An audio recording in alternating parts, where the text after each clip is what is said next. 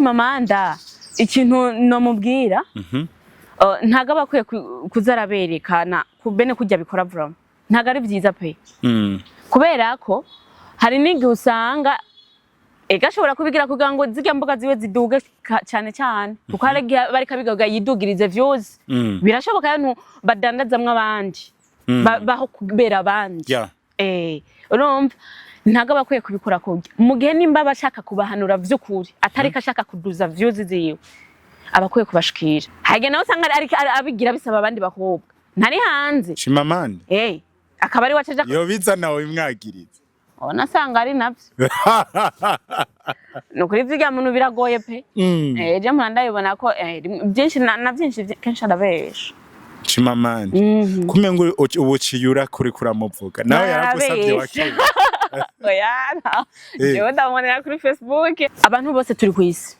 kandi ijambo ry'Imana rivuga ngo nta mugororotsi mwisi no mwijoro kiretse wogejwe n'amaraso ya Yesu Kristo rero impamvu tuvuga ko nta mugororotsi nuko buri muntu wese ari kwisi aracumura aracumura kandi bavuga ngo umugororotsi wanyawe acumura incuro ndwi ku munsi uwo ni wacumura gake kaba urumva urabashigikiye abajya abakobwa batanga okay ntago ndabashigikiye basi niko ndavuga ku Chimamanda sivyo ntashaka kuvuga ngo abakozi b'Imana bone menga ni ba marayika saba marayika oyaye kujya bona gogwa nibi nabiriya nabo birabagora ahubwo abakozi b'Imana cyo batandukanemo n'abandi bantu barigarura bafise limite baragerageza kugwana no kutagwa mu cyaha burya Alvera bavuga ivyo kubera ko mubona nyene yagiye kuri rezo sosio hajya n'abandi kubera batari kuri rezo sosio nitumenye ivyabo ivyo bakora byije nivyo byinshi tutazi rero ujya bagerageza kumushaho byinshi kubera ari hehe ari ku marezo sosio ego ariko rero niyo mpamvu navuze ati umunsi nabo babibagize canke bakabigira abana babo niho bazumva uburibwe ubwaribwo zawa kera urumva impamvu mvuga ko ari bibi nuko uyu mwanya bashobora no kubivuga basi bigaturaniga bigahera ukabona menga vyaheze mbere urana nk'inyuma ya 2 canke 3 ans hari utuntu bihaje kuri Facebook ukabitubona ngo harayibaza ko twavyibagiye a few moments later harayibaza ngo twaravyibagiye buriya umuhinga nuhora mu gihe bipfuza ko uvuga ukavuga no mu gihe bipfuza kuhora tutaraja muri vyinshi utwenga neza thank you utwenga neza vraiment it's so beautiful. Thank you so much. Mbajya bavuze umuntu aronona ubwiza bwiwe wowe utahuriye ubwo nona muri make icyo numvamo dufate nk'ubujana ko nirabura ariko si cyane mu isanzwe ni nka poshokora akabona umuntu arirabura nk'uko kwanje akaca agenda akarodera mukorogo nk'uko bigizweho si ikibazo iyo mukorogo ikacimufata nabi ibirabagu urabona utubuto hano ku maboko hari ibintu uzona biza hano ku urabibona nene aho wabwononye from hari abavuga yuko ari kubera utararonka amafaranga oya from but kandi abantu binzobe bose siko ari beza oya from nka Jane yabura ndi mwizi wawe no birabura basa neza cyane gusumba hano binzobe like me agutomboye bibaho ariko ndanezerewe no kukwakira muri ya gateke murakoze cyane kweri kino ne wamunezerewe je ndamadi happy bro kubera ko niyo kubabara ntacyo bitwaye kandi iyo umukobwa atari katwenga umva ntakurura mani oya ntagira iki ntakurura ahari je urabona yuko mumantwenga je wankuruye man subasi no kuba mujinya n'abahungu baragutinya sijya mukobwa umupolisi avuye mu ishamba bipi man ibintu urabisigura mu kanya niwe wizanye yes urashaka kubwira abakunzi ba Yaga Tech TV wongere unabaramutse urumva ko twatanguye mu nkuru okay ku mazina yanje ni Arlene Shimizera nkaba ndi umukobwa ntago nubatse ufite ndacari ku isoko we nturi mu rukundo Ebana, iyo ni dosiye ndende. Okay, ndi mu rukundo n'abantu bankunda. Kuko bankunda nibo benshi. Ego, hama kandi rero ndanabaramukije cyane, ni rya mbere mumbonye hano, ariko kandi sinovuga ko ni rya nyuma. Tuzakomeza no kubana kenshi cyane. Nice. Ndabaramukije cyane, amahoro y'Imana bane namwe, kandi ndabakunda. Mr. Vibe wahora umwumva? Cyane. Unzi gute? Ndakuzi na vibe nyene uko nyene. Yes, bakunzi ba Gatech TV, this is Mr. Vibe. Twashitse imbere ya kamera, turi kumwe n'umwigeme mwiza cyane. Umuhereye ku maguru, urane yuko vraiment nagoma mvuge ngo nta gasembwa happy sinzi inyuma y'iyo kanzu nayo ko ariko wewe winjiye mu kanzu. Chemba narisa. Oya, dore Chemba narisa navuze inyuma y'ikanzu. Oh, okay. Nahonze. Oya ni wenyeneho. Oh. Okay. Mbega Arlene. Oui. Iyo umuntu akubwiye kuri mwiza utahurike. Iyo umuntu abimbariye. Icambere ndaryoherwa. Ndaryoherwa kuko ntago wibwirwa ari we wese. Mani na mahirwe dasa. Kandi so wari we wese abikubwiye. Uwo muntu abikubwiye buga aba yaravye kandi bikomeye. Hanje ndabikubwiye uyumva gute? Aho yubona akamwe mfise n'ibiro vyongeye. Really? Vyongeye bro ko nagateka bro kamwe ndabikunda kandi ndabiryoherererwa. Nyine kandi sinahura kubwira kuri mubi omumara. Mani birababaje. Birababaje cyane. Uca wumva utaye n'ibirumva nyene ko nusubira kuba wisanzuye. Umva n'udufyeri tuba tugabanutse. Arlene akunda iki mu buzima bwiwe? Icyo nkunda, ndakunda kuririmba. Oh my goodness. Ndakunda gufungura sha. Kandi waje uri kuravyiwa man. Cyangwa wari uvyibushikara? Oya shaho. Ntago ari vya kare pe. Bije vuba. Buya ntiwari uvyibushe. Oya. Wa mu diaspora gutamwo. Ombe. Bataramenamwo. Nawe ndaronka ndinamuronka. Ndazisimba kuri yaga ntamuronse. Umfata amafoto neza gusa ngaragare bien. Ntungirire nawe. Ukama wanje. Kandi no gusaba kanimero umuhe. Condition. So uvuze ico kintu Arlene. Jewe hari igihe mpora cyo koza nk'umukobwa nkamubaza wompe nimero yawe cyo ngomba kukubaza ngwishakira iki ngo kubera iki ngo usavye nimero yanje kubera iki nawe uri kuravuga ati je no itanga ni giki wobwira abakobwa bameze uko ikintu babarira amahirwe iyo umuntu ntamenya ahantu azanana. Oya brama ntago umenya ahantu azanana. Kandi cyambere umuntu atanakubariye ikintu agushakira umva ifoke uba wiyatande kumenya ico kintu cyari ico agukenereye. Yes, abakobwa basikenje ca twibaza ngagomba ndeshe ngagomba gire gute. None umuntu akoreheje ni bibi. Kandi no gukoresha ntabwo ari bibi. Quand même. Ariko hari igihe umuntu aba ari umuntu agushakira ibintu bizima kandi vyiza byo kugeza kure. Jewe rero nago ngaye ikintu ntarumva. Oya from kirazira. Oya sindahigaya pe ntaracyumva. Mane n'umuntu aza kubera ngo je ngene namwimye nimero. Zombwire kambeshe. Unsavye nimero. Wori muri bakobwa bavuga ati umuntu arindwa n'Imana. Of course. Nkubona no guhamagara mu ghetto what? Mbarabona. Oya umuntu arindwa n'Imana. Nzoguhamagare mu ghetto yaje. Mu ghetto nakandi kantu reka gasanzwe. Ya. Ghetto wapi? Ya tubandanije kuri ico kintu iyo umukobwa umusavye nimero akanga wovuze ati ntuzi ahinga zizana. Oh ya vrem. Hari igihe usanga ari nakadiri. By the way. So tugeze ngaha hantu hari amadiri agezweho y'aba diaspora y'ibintu abakobwa ati ndoyikira wa kera ndagutema. Ibintu wo bivuga ku iki Arlene? Iyo diri rero burya wapi? Iyo diri siyo. Impamvu atari iyo. Irasarisha from. Irasarisha cyambere coco kamwe nk'umuntu mutanazinanye. ni kuba danje cyane. Wewe uwo muzinanye wa mutamwa wa kera? Oya ntayo no mutamwa. Nawe sivyo wivugiye. Oya navyo cyane cyane. Basi hari umuntu nyine usanga basi ahubwo gasanga nyine aragoberewe kubikora. Ariko vraiment cyane cyane umuntu atanakuzi niwo muntu wa mbere mubi. Urumva iyo umuntu muzinanye akuzi ni gake yo gushira hanze, ariko rero kwirinda kurakenewe. Foke mubarira ati niba bishitse ntamukeneye kumbona ngo mbone live. Yawo ni wabagukunda pe natega indegazi. Ari hiryo tikaze akubone live. Wayi kuri phone.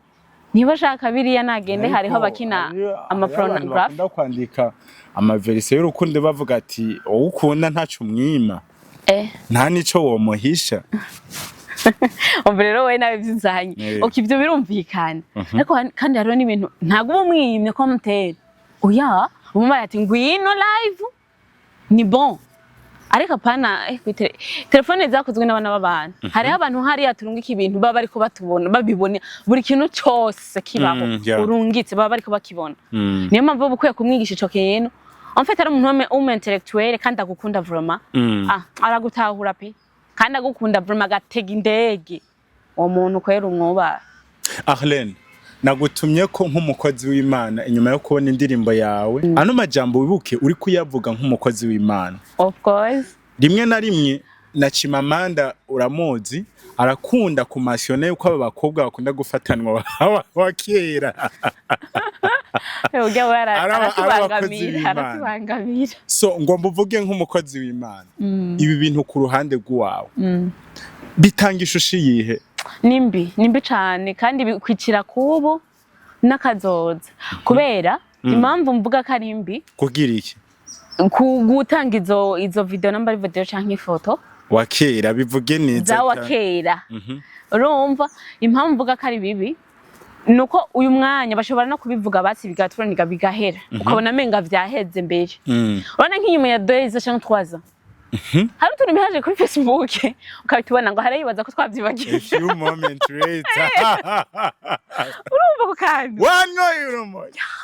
Harayibaza ngo twaravyibagiye. Ariko ibintu naho bitwengeje biri mu birababaje. Swat waramaze kubyara umwana. Ibaza umwana wabibonye. Umwana we niyabibona kandi abana benshi bariko bakurira ku réseaux sociaux, ku ma telefone.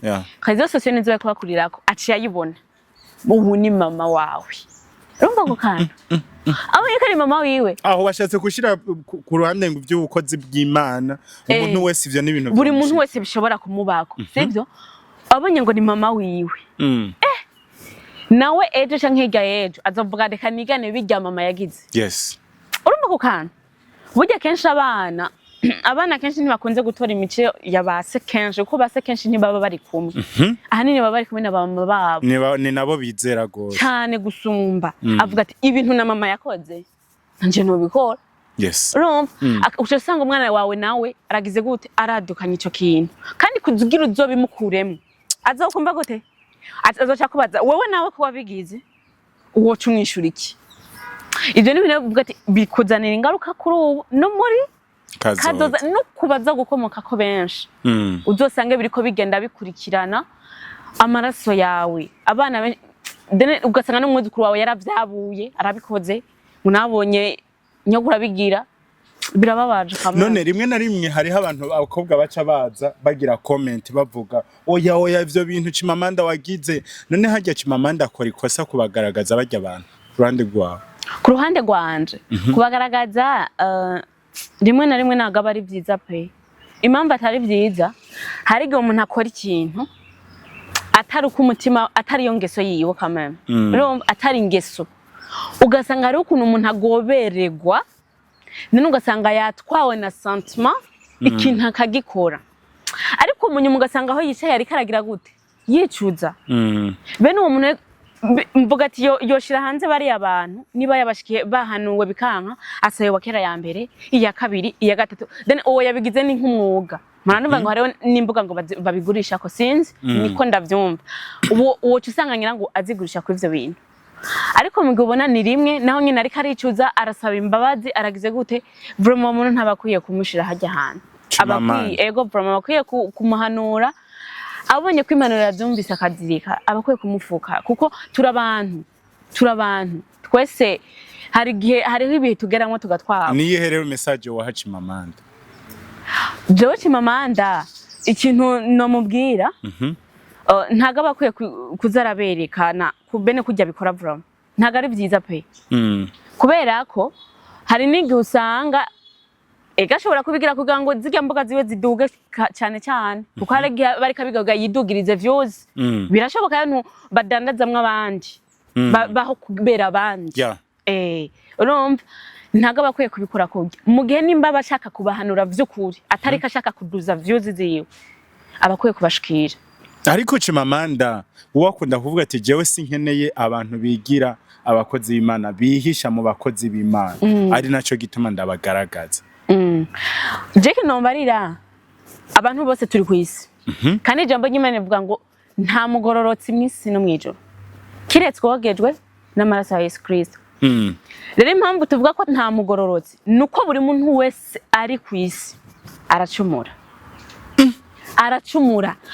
kandi bavuga ngo umugororotsi wanyawe acumura incuro ndwi ku munsi uwo ni wacumura gake kaba. Urumva urabashigikiye abajya abakobwa batanga okay ntago ndabashigikiye basi niko ndavuga ko Chimamanda sivyo ntashaka kuvuga ngo abakozi b'Imana bone menga ni ba marayika saba marayika oyaye kujya bona gogwa nibi nabiriya nabo birabagora ahubwo abakozi b'Imana ico batandukaniyemo n'abandi bantu barigarura bafise limite baragerageza kugwana no kutagwa mu cyaha aho abandi bantu bakijamwo ku nguvu n'amanyama nene bakakijamwo kugira batora izindi nyungu zabo wowe ugasanga kiguyemwo kubwo nyine kubwo imbaraga nkeya kubwo gutsindwa ariko yagwanye mu nyuma ugasanga ariko aricuza ariko aragira gute.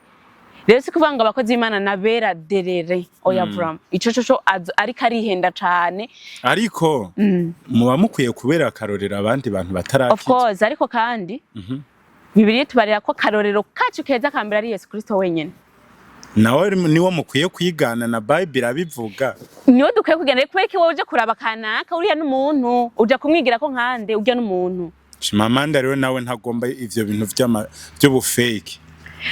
Eko nabigomba ariko amenye neza ko nawe nawe n'umuntu arakora amanyanga.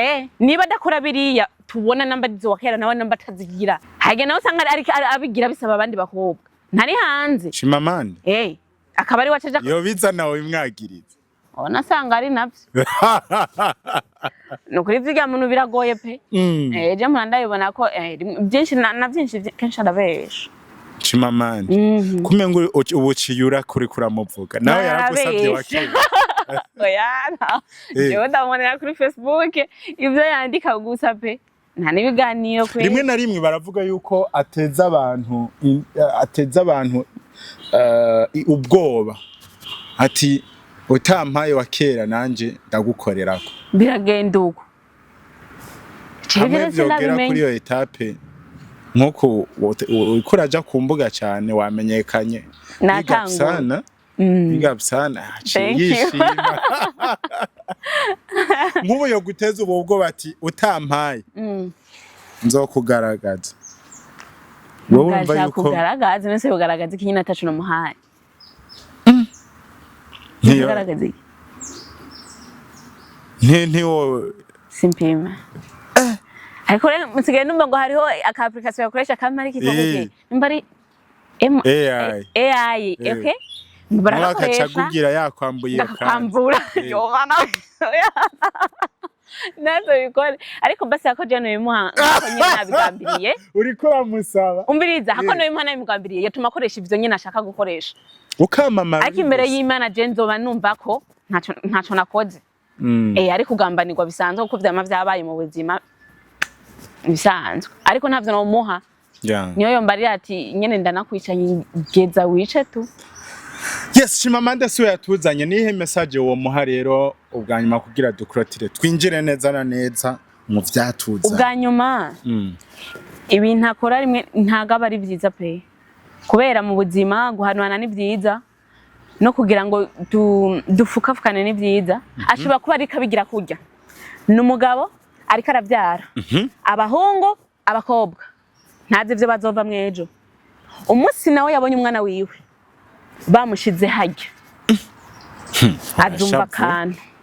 hari umugenzi wawe yasarishije gaharene kumengura mushaburiye Chimamanda. Oya azumva akantu narabajwe nabigeye ibintu ari kuvuga kuri Alvera. Azumva akantu pe bijyano birababaje. Uvuze Alvera numukozi w'Imana nkawe. Alvera sasa yaranyugangije imbuga. Ego yaranyugangije imbuga. We ku ruhande rw'iwawe nk'umukunzi wa Alvera wiyumvise gute ubonye irya message? Byarambabaje niyo mpamvu nambara ati nawe umunsi yabonye bariko babigira abana biwe na cyane bariko bababeshera. Na cyane bariko babesheko nihazumva umusonga uwariwo. Ariko yarerekanye amapeva mamwe Alvera amafoto nahaterekanye isura ari muri hoteli. Ivyo nago byari kuba yarabibonye nago byari bibi. Ariko uje n'umuntu w'umugabo kandi arakuze. Wahita kufatamo n'umugabo none. Bavuga ngo imvugira kuyamara y'umugabo ikundwa nabake. Wo n'umugani w'abarundi. Umugabo singo mwicabonye cyose akivuga. Wero ni utinyutse ni umukobwa wa mbere utinyutse uvuga ati jewe Alvera ivyo bamukoreye byarambabaje. Je byarambabaje n'ukuri kandi nta mukobwa n'umwe canke mu mama bitobabaza kuko ubonye undi mukobwa. Oya muri comment hari abantu bavuga ati uwo nigacara kuva mu buto bwiwe. Oya uko biri kose buri wese ntago bazi ngo burya Alvera bavuga ivyo kubera ko mubona nyene yagiye kuri rezo sosio. Hajya nabandi kubera batari kuri rezo sosio nitumenye ivyabo. Ibyo bakora byije nivyo byinshi tutazi.